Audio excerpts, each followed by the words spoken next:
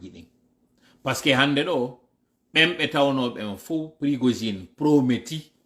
livraison d'armes hande kadi ɗum ɗo waliki. C'est ça la bonne nouvelle en fait.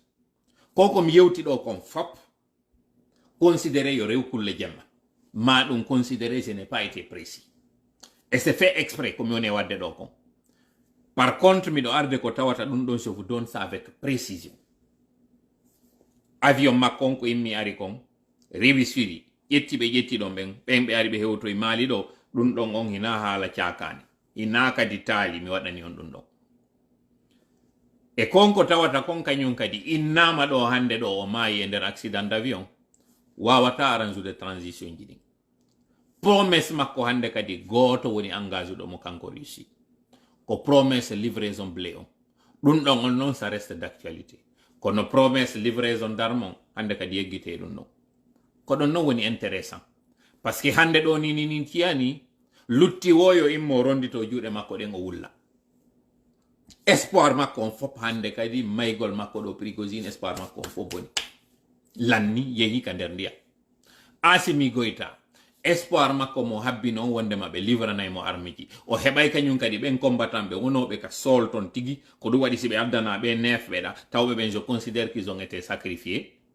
ko ɗum waɗi si ɓen adda ɗo wiwgol jaɓuɓe ɗo kenen timɗo yaade mi addoya kadi luttuɓɓen joni noon avec ce accident là ɓen ɗon hande kadi ɓe artoyta est ce que non kanko Assimi Goïta ma Ibrahima Traoré ɓe wawi feldemo kanko Poutine ɓe watamo felude ɓe watamo wiide komin habborno ma kon noon hande kadi ko hondetuma woni arde parce que les promesses n'engagent que ceux qui les tiennent ko kanko Prigozhin ari fodi ɓe na kanko Poutine fodali ɓe ɗon ɗon Poutine ko fodi ɓe ko wondema si ɓe ari ɓe soodi armiji ɗin mo wawi ɓe wawi jonnude avance on rewe e jawle leydi ndin o jonna ɓe ko lutti kon ko ɗum ɗon ɓe ardi kono wiwgol ngol wondema o addanay ɓe combattant ɓe aroɓe wallitoɓe pirgol ngol ka leydi yeggite ɗum ɗon hande ka ɗum ɗo maayi ko ɗum woni ka yani ka avion ɗo donc koko mi waɗi ɗo kon fof na diversion koko mi yewti on ɗo kon fof ko udditugol hakkil moɗon e politique e géopolitique e stratégie e ƴoyre nde tawata ɓen kamɓe wonɓe ka dow ɓe mari parce que ɗo joni a supposé un an après ou un an et demi yo yaltitoy ɗo o yiɓe accitiɓe plani doute on yo taw wondema avion walgo immike ngal ari ngal jooɗike yo taw haymo e nder ngal ɗon on tuma ko on ɗum wiyoyte ton procédure d'identification on wonano complète wonano fiable ko ɗum waɗi ɓe sikkirnomo tawano e ɓen mayɓe ɗon sinon encore une fois mi yiltito e on constat on tawɗo c'est quand même curieux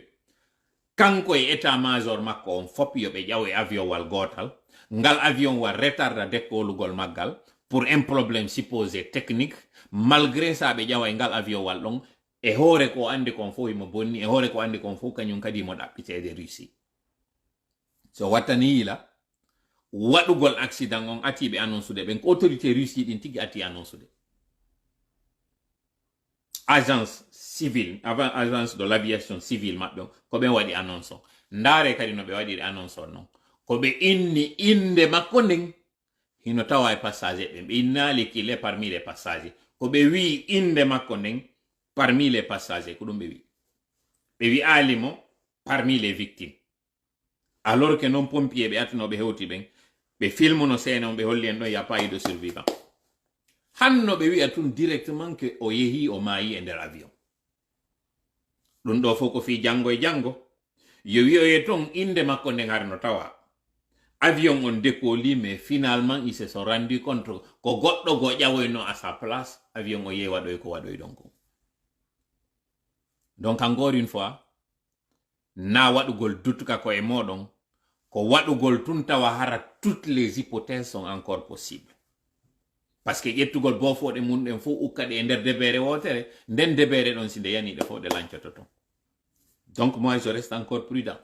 je reste sur ma garde ke wondema yi accident waɗi on accident waɗɗo ɗo yimɓe ma yi nder ton e ke hari mo visano fi waregol kanko Prigozhin mais avec exactitude Prigozhin harno tawano ka nder avion wal ton min tola mi wawlata ɗum on nani tala non non par contre non o annonce ɗo on ça ne va pas arranger forcément maygol makko kanko Prigozhin mais sur le plan médiatique et sur le plan stratégique arrangeimo sur promesse ji ɗi o jogii ɗin sengo afrique hande ɗo ndaare projecteur ji ɗin fof ittete hoore makko no mi wiiri noon la bonne nouvelle e ko ko mi yewti ɗo kon fof c'est que kamɓe chef poutis ɓeɓen niger particulièrement tiyani hawnaki yo waɗu déclaration mo tawata e nder on déclaration ɗon o explique yo anda wondema ki rend les armes et que mo jonnitude pouvoir on a condition ɓe wawmo jonnude garantie ji c'est prévu que yo taw on garantie mo heɓata ɗon koye ɓe permettu mo yaltugol territoire niger on immo ya mali ko ton o fondi yawgol o landoyo fattagol ko information momi jonna wonɗo ka nder CEDEAO ton explique wondema goɗɗo e émissaire ɓe iwnoɓe ɓen nigéria ari yiide e makko o humpodiri on o inni ko garanti o faala yo ɓe permettu mo kanko e ɗimmojo makko on no ɓe yaltira ɓe yaha mali ɓe fattoyo ɗon ma aa ɓe yaha libi ɓe yaha ɓe fattoyo ɗon ko ɗin pour palleji waɗa kono wondema ɓe forçay hande kadi situation on dernière information momi hendi on ko wondema gibi ɗum ɗo wi'ama hande kadi ɓe mayika avion ɗo espoir maɓɓe on fopiri quand même c'est fort possible yo taw ko gonga parce que si on wattani yiila propagande wi maɓɓe gi kamɓe gente ji ɗin nayino gibi ɗum ɗo waɗi ɓe fof ɓe ne'ike ɓe fof ɓe deƴƴi hande kadi parce que ɓe yi mapunde maɓɓe nde ɓe yi hande kadi combien de fois ils sont exposés ko château de carte maɓɓe ɗo fof woni ko waɗi ɗo pop nde wotere yaniɗani ɗum ɗo noon ko du'aji meɗen woni e jabade parce que hande kadi si tawi hari ɓe gayni puusude moƴƴa ɓe gayni manipulgol jama moƴƴa ɓe jonni espoir wondema ɓe addiranama arme ɗo Poutine ari tippike honno Prigozine ari afrique ko ari afrique ɗo kon busta ɓe moƴƴa hande kadi ɗum ɗo gon ɗaniki mayi lanni continue waɗugol du'a on jama jogite moƴƴa espoir moɗon o ala ko du'a ronki ala ka du'a ronki awaka alqur'ana non allah on ino daali wondema ko wiyete kon al makru sayyu la yahiqu illa li ahlihi o foddata sina ɗimmo makko on tigi jeyɗo mo si goɗɗo prépari goɗɗum jasi ngayka jamfa ko ɗum wiyete e pulal ngayka jamfa on jasuɗo ngayka jamfa on ko ɓuri kon ko kanko adoto ukkade nder ton ɓe jasiɗo ngayka ka tawata ɓe falano arde ɓe jiiɓidira sous région on ɗon fof finalement yiwgol maɓɓe solidarité fof ko hawtodiri kon e maɓɓe contre maɓɓe ɗo dartagol ɓe tawi ɗum ɗo wawoyta yaltoyde on fof o yi ko feƴƴi kon ka brics ɗo komi wolno ko minni Poutine aroyta hiɗon sikka konko tawata Poutine arali ɗon ɗum ɗon tun hina signal fort et l'autre chose encore komi lannitorta yewtere nden ɗo comboy mon nani Kemi Seba no yewta gibi ɗum ɗo waɗi Kemi Seba est ce que yewti mi vérifiali je n'ai pas eu le temps de vérifier mais est ce que kanko Kemi Seba woɗi yewtere nde o waɗi mi yi'ali par contre hankin o waɗi nde yewtere ɗo ka chaîne algérienne interview nomo mi fala yon jentita ɗo juste première partie ko yewti kon e nder on interview makko ɗon. Mesdames, Messieurs, bonsoir et bienvenue pour cette couverture spéciale du 15e sommet des BRICS. Nous sommes à Johannesburg et nous avons le grand plaisir d'accueillir aujourd'hui Monsieur Kemi Seba, qui est président de l'ONG Urgence panafricaniste. Monsieur Seba, bonjour et merci beaucoup d'être avec nous. Bonjour à vous, que la paix soit sur vous. C'est un plaisir pour moi d'être avec vous dans ce pays de Winnie Mandela et de Nelson Mandela. Merci Monsieur Seba. Peut-être quoi de mieux de commencer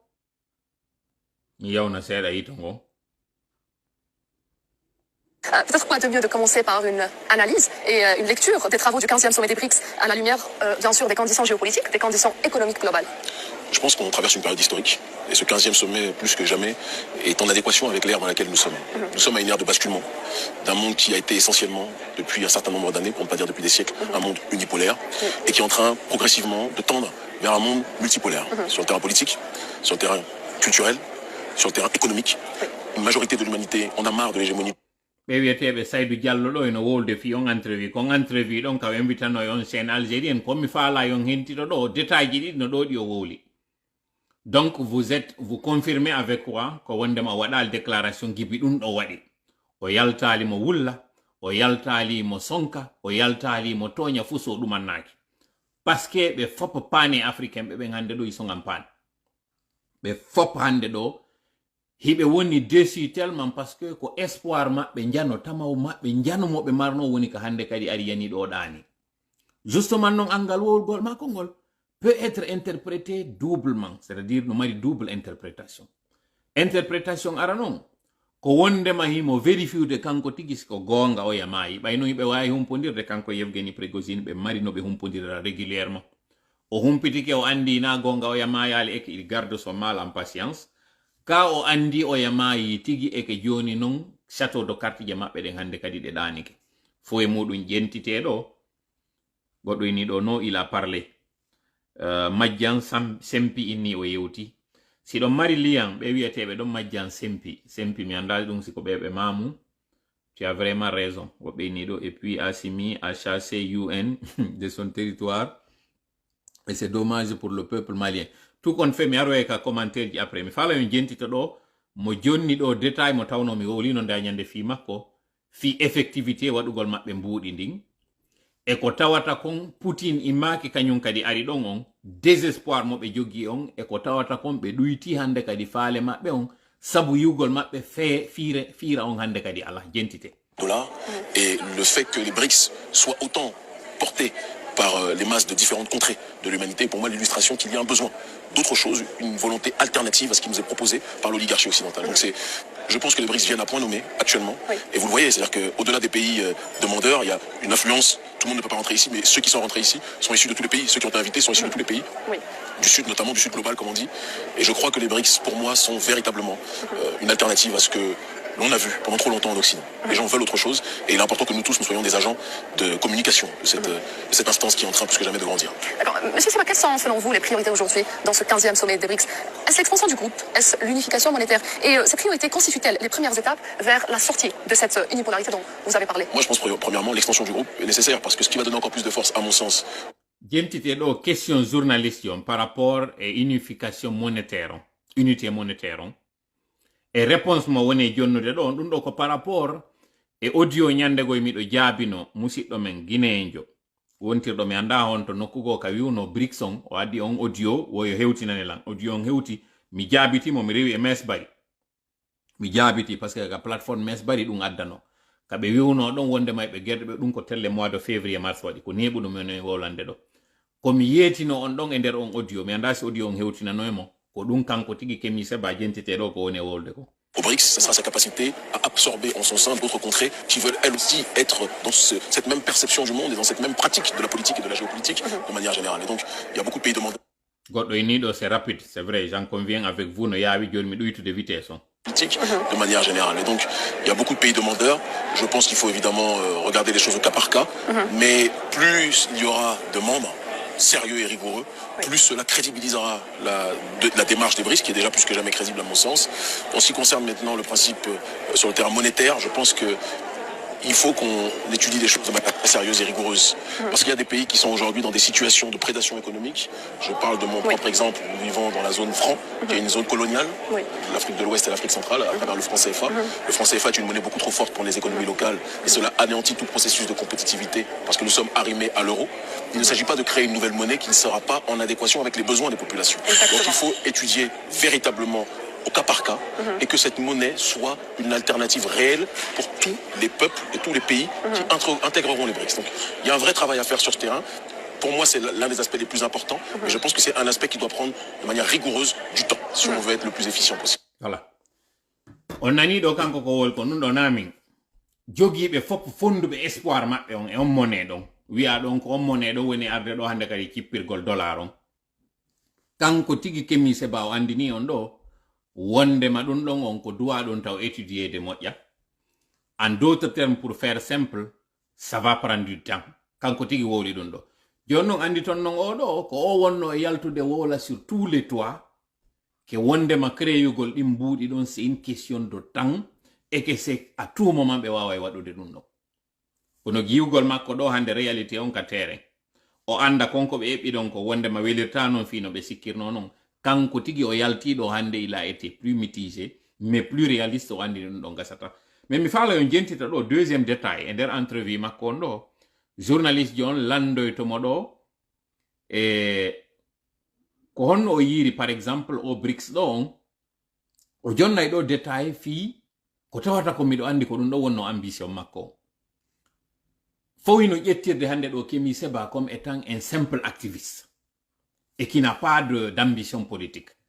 jentite o entrevue ɗo révélation mo waɗata ɗo jentite. D'accord. Avant d'arriver à cela, M. Séba, nous parlons souvent de cet énorme potentiel économique des BRICS. On parle de 42% de la population de la planète, on parle de 23% du produit intérieur brut mondial et 18% aussi du volume des échanges commerciaux internationaux. Cela signifie-t-il, à votre avis, que les BRICS sont devenus un pôle économique autonome dans le monde? De manière évidente. Vous avez dit quelque chose tout à l'heure de très important. Vous avez dit 42% de la population mondiale dans l'état actuel des choses, avant son élargissement. C'est-à-dire que d'ici quelques années, dans les 2-3 prochains sommets, les BRICS constitueront la majorité de l'humanité. Je pense que c'est très important qu'on puisse garder en tête cet élément. Et si vous comptez en plus tous les pays africains qui veulent intégrer, sachant que l'Afrique va être d'ici quelques temps le moteur de l'humanité, elle est déjà sous un autre angle en réalité, je pense que bien évidemment que ce poids-là sera un poids fondamental qui va compter dans le concert des nations. La Chine, à elle seule déjà, c'est quelque chose de très puissant. L'Inde, à elle seule, c'est déjà quelque chose de très puissant. La Russie aussi. Tous ces pays ont leur réalité. L'Afrique du Sud, n'oublions pas, parce que l'Afrique du Sud a été intégrée aux BRICS. Le Nigeria, qui est la première puissance économique africaine, le jour où ils vont intégrer les BRICS, ça va être quelque chose. L'Algérie, s'il vous plaît à Dieu, le jour où ils vont intégrer les BRICS, ça va être quelque chose. Je pense qu'on est dans une direction qui est fondamentalement efficiente et importante pour toutes nos populations. D'accord. Vous avez mentionné le point fondamental et aussi les composantes économiques mais aussi démographiques qui sont importantes. Mais est-ce que ce but reste à atteindre dans la lumière des transactions mondiales qui se font toujours avec le dollar? Alors, je pense qu'il faut mettre une nuance sur cette réalité au sens que aujourd'hui, on a certaines contrées, certaines nations qui sont déjà dans un processus de dédollarisation fondamentale, notamment en Afrique, où certaines contrées aujourd'hui commercent, je crois que si je ne m'abuse, c'était soit la Zambie ou le Zimbabwe, j'aime bien être précis dans mes termes, donc il faudra vérifier, qui sont dans une logique aujourd'hui de commercer à travers l'étalon or en tant que tel, et qui ont compris que la logique du dollar est quelque chose qui les incarcère dans une matrice économique qui n'est pas en adéquation avec leur réalité sociétale. Tout à fait. Et donc, je pense que les BRICS, en conceptualisant un système monétaire qui sera véritablement adapté à la majorité des parties prenantes de cette institution, pourront donner une alternative fondamentale à la Banque mondiale, au FMI et à toutes ces institutions qui prétendument aident l'humanité, mais sont en réalité là pour encercler et capter des ressources de ces mêmes humanités en se présentant comme les pompiers. Ok, c'est toujours rapide, donc je suis obligé de tout artakan normal. Mais ces mêmes humanités en se présentant comme les pompiers. D'accord. On parle souvent de cette dédollarisation. Des voix s'élèvent pour l'abandon du dollar dans les échanges commerciaux. Il y a aussi des demandes, comme nous avons mentionné, pour rejoindre les BRICS, 23 pays en particulier. Est-ce que vous pensez qu'il y a que l'économie est juste entre ces pays et va aider à développer et à atteindre le but des BRICS? Non, ce qui est sûr, c'est qu'il faudra qu'il y ait des critères de convergence qui soient réunis si on veut qu'il y ait une adhésion à une monnaie commune. Ça me paraît de toute façon des plus logiques. Et pour cela, il devra y avoir un effort de chaque nation, j'allais dire individuel, mais à l'échelle d'une nation, que chaque pays puisse faire l'effort pour réunir justement ces critères de convergence et qu'on puisse aller dans une direction qui soit en adéquation avec la vision prônée et proposée par les BRICS. Maintenant, je pense qu'ils ont la volonté de rentrer dedans, sont déjà des pays, quand on les étudie, qui sur le terrain économique sont dans une situation quand même beaucoup plus saine que beaucoup d'autres pays. Tout le monde ne se lève pas en disant je veux rentrer aux BRICS parce qu'ils savent qu'il va y avoir une étude de dossier très profonde dessus et que donc ils doivent être en harmonie avec un certain nombre de principes, de valeurs et de conditionnalités qui seront exposées à travers justement la charte des BRICS. Mais ça, je pense que c'est un travail de fond qui doit être mené collectivement et aussi individuellement à l'échelle de chaque nation. Vous pensez que ça va être abouti à la fin de ce sommet? Je ne suis pas sûr que ce soit à la fin de ce sommet. Je pense qu'il y a beaucoup parmi les gens qui veulent rentrer, les pays qui veulent rentrer, il y a beaucoup de pays qui n'auront pas forcément satisfaction à l'issue de ce sommet. Mais une partie, je pense, va être ceux qui sont les plus proches de ce qui est déjà présenté en termes de conditionnalité, à mon sens, seront acceptés. Mais même les entités qui ne pourront pas, d'après les échos que j'ai par rapport à tous les échanges qu'on a avec un certain nombre de responsables. Il y a révélation qui dit parce qu'il avait chanté sur tous les toits, aux familles, aux rencontres, c'est une rencontre tellement capitale que si yaltama e makko ɗo bimbide ñande mbuuɗi créété bimbi nde ñande pays africain jiɗin fop yahay woni tawtaɓe bimbiti nde ñande fi dollar on hande kadi deƴƴay woni bimbititi nde ñande fi otan on hande kadi maayi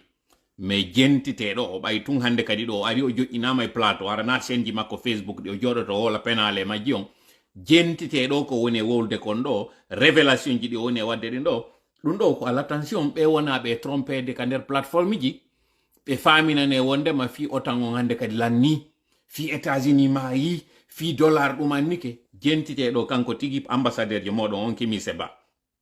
chargé de communication moɗon jentite ko woni e wolde kon ɗo politique,